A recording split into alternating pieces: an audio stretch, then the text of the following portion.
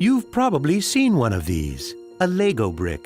But have you ever wondered how it all started and why it's called Lego? Actually, the name is much older than this plastic brick. Are you curious? Let me tell you how it all began. Many years ago, there was a skilled and hard-working carpenter named Ole Kirk Christensen. Ole was a respected carpenter with his own company, but times were hard, so he didn't have much money and had to dismiss his last worker.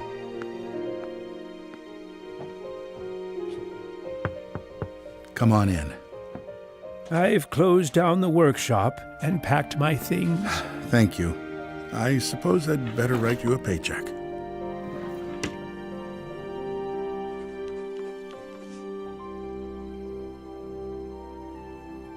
Take care.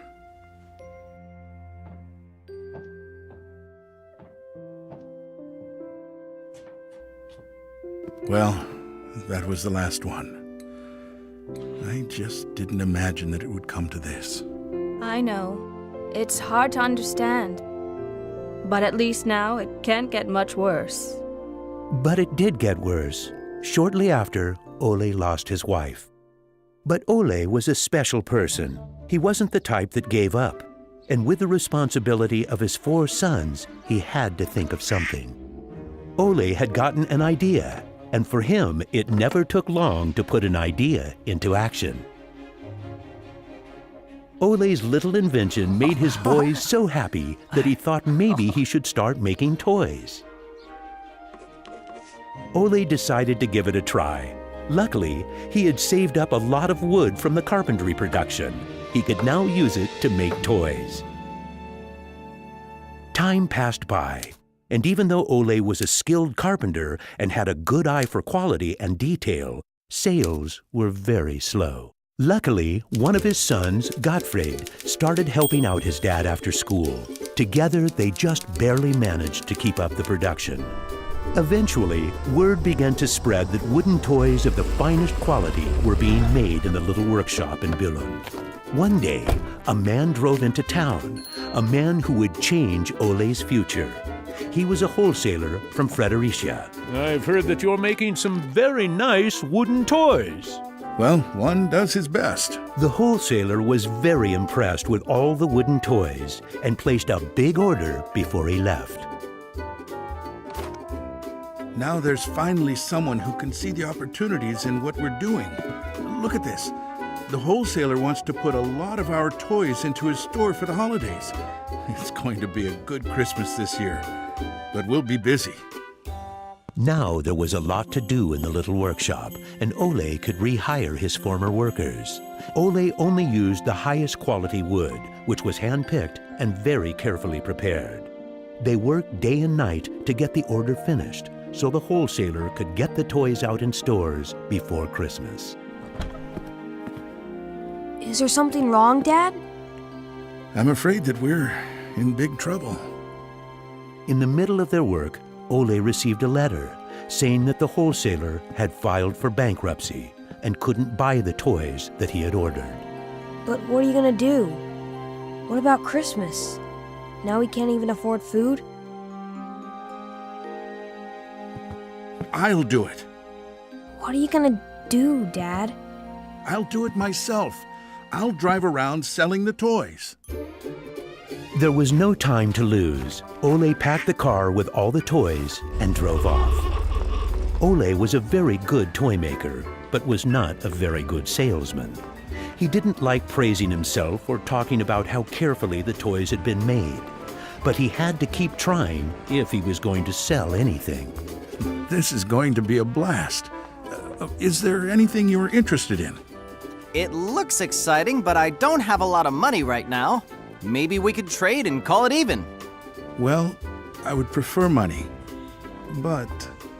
In the end, he succeeded in selling all the toys.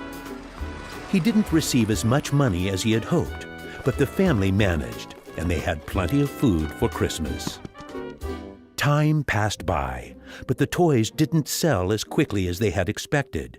Ole thought perhaps the company needed a good name. What should it be? It has to be a short word. I want it to convey playing well.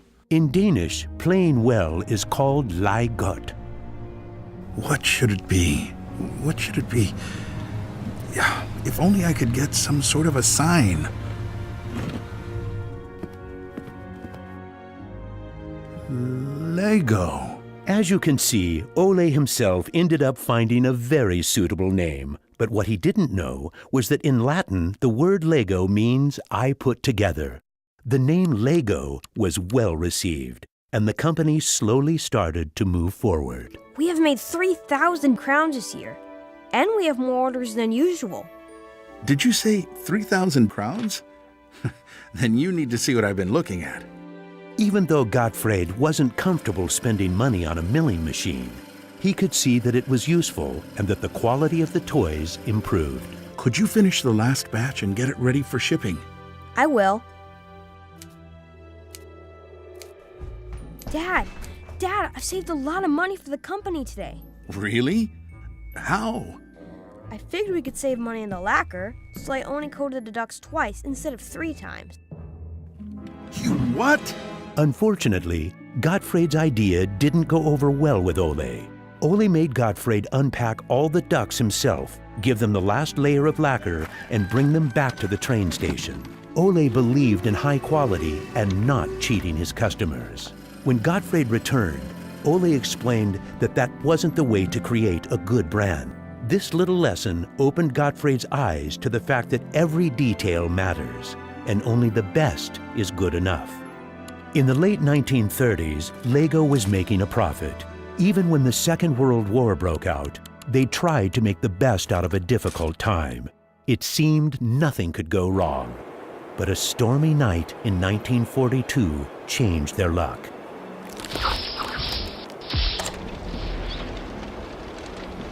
There's a fire!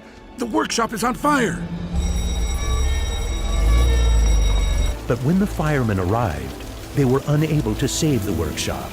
It burned to the ground, and all the drawings and models were destroyed.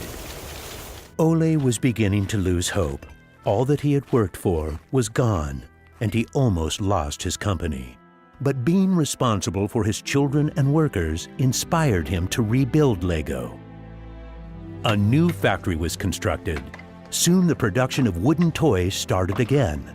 The little company fought its way back into the market. Gradually, the Lego factory began to run smoothly, and Ole started looking for new challenges.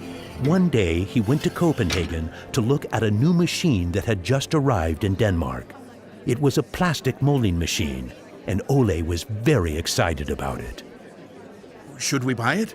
It sure is a good bargain, and it will give us a lot of opportunities. Well, it does sound interesting, but it is a lot of money. I'll take that as a yes. When the plastic molding machine finally arrived, Ole started making little plastic teddy bears and rattles. But he still had the plastic bricks that he had received at the fair. There was something about them that he couldn't stop thinking about. And even though no one else could see the potential in them, Ole decided to redesign and put them into production. But it was when Lego first launched the Gray Ferguson tractor that the plastic toys became a success. Unfortunately, the sales were dropping during the summer, and the company had too many toys in stock. This can't be right. Of course our products can be sold the whole year, not only for Christmas. Gottfried decided that he would go out and sell the toys himself. Gottfried brought his wife Edith as company and moral support. If you can't get cash, then we need butter and eggs. Well, it wasn't that bad. Gottfried was a success in his trip around the country, which helped Lego to get out of its financial crisis. They reached home just in time for Ole's birthday party. Ole turned 60, and the whole family was gathered to celebrate with him. Well, I guess it was a long trip around the country. Hey, I got an idea. Listen. What about a picture with the 3 generations? Everyone thought that was a good idea, and we were placed on the sofa with all the presents and flowers around us. On a business trip to England, Gottfried met the head of a big shopping center on his way home. They discussed the toy industry, and the conversation would be very important to the future of Lego. Damn this industry. I just think that toys are no good nowadays. What do you mean? I think they're working very well. Oh, they work fine, sure, but there's no system in anything. System? System? There isn't any system. What in the world are you doing, Gottfried? There isn't any system. The toys need an idea and a system built around it. I want to put system into play. Children have only been offered ready-made solutions. They need something different that will strengthen their imagination and creativity. So you're trying to put Lego into a system? Interesting. That same year, Lego started producing the first Lego system of play. Children could now build houses from the Lego bricks. The town plan gave play a realistic town setting, and with this, children learned about traffic safety. My sisters and I could play with the new Lego system for hours. Some people said we were the luckiest children in the world because we grew up in a toy factory. It was a huge breakthrough, and Gottfried decided to try selling it outside of Denmark. The system of play was so popular that they managed to sell it to many countries. Look what I just built!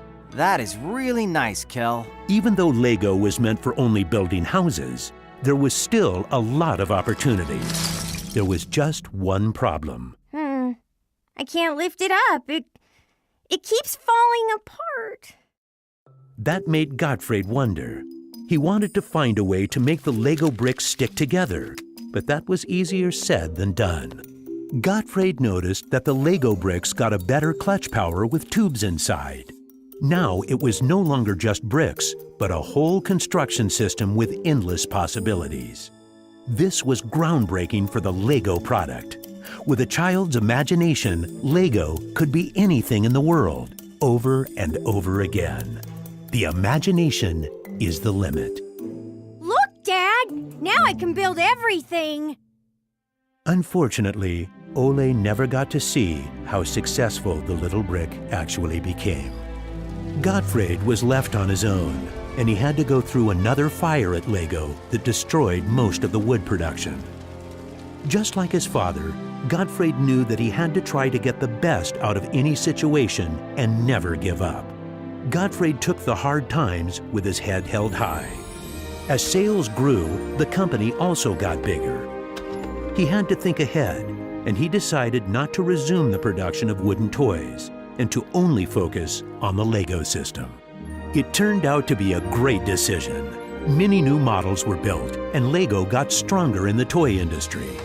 Sir, which one of these do you think is the best? That one. Even though it got busier at Lego, Gottfried still had bigger plans. Now he wanted to build an airport, so it would be easier to sell his toys to the whole world. Like father, like son. It didn't take long to put his idea into action. Only 3 years later, Billund Airport was opened. The many guests and business connections who visited the company always wanted to see the modeling department. Gradually, it got so crowded that it was hard for the employees to keep up their work. I think we better wait a while. Gottfried could see that something had to be done. He needed a bigger place to display the Lego models. I don't want to interrupt, so I'll just put this package of our new Lego train on the table. Just put it there. Train? The idea grew quickly from an exhibition room to an amusement park. And then we could have a tower so you could look over the whole park from above, the whole town. It will be a land made out of Lego. Legoland! Well, it looks interesting, but how many visitors are you actually counting on? Well, I guess, 200, 300,000? 300,000! Even though it sounded like a lot, my dad was actually pretty far off the mark. There were 600,000 guests the very first year. My family and I were there to greet the guests. We've kept up this tradition ever since.